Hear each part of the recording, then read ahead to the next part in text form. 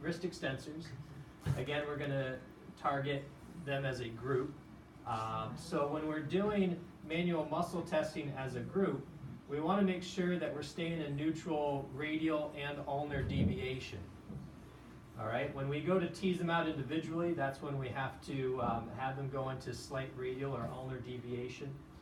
So the most important thing too to consider is keeping the fingers relaxed. So you want to keep the fingers slightly flexed, because if not, and he extends his fingers and his thumb as we're doing this test, he's going to get a lot of other muscles contributing to wrist extension, and that could give us a false interpretation that he has sufficient strength in his wrist extensor. So the key thing here is to keep your fingers relaxed, Caleb.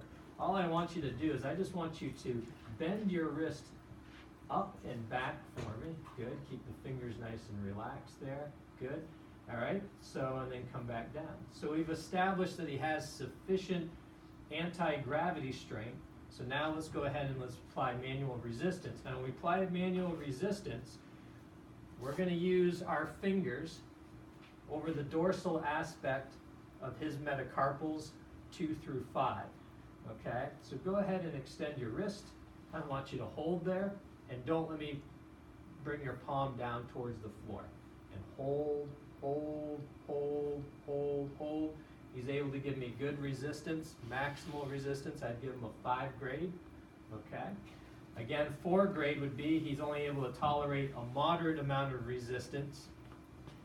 And again, a 3 is he's only able to go up against gravity, but he can't take any manual resistance.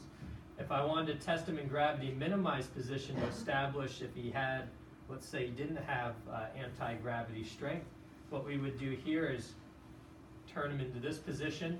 I usually like to keep a hand just proximal to the wrist, minimize any friction from the table. And now what I want you to do, Caleb, is keep your fingers relaxed and bend your wrist back towards your forearm. There you go, just like that. So again, if he's in a gravity minimized position and he is able to achieve full range, we give him a 2 grade on this.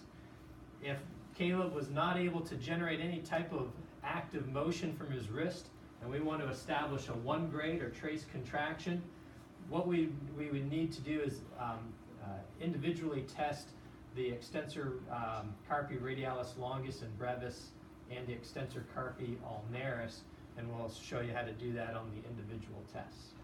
Okay? So what we'll do, Blair, is we'll stop there.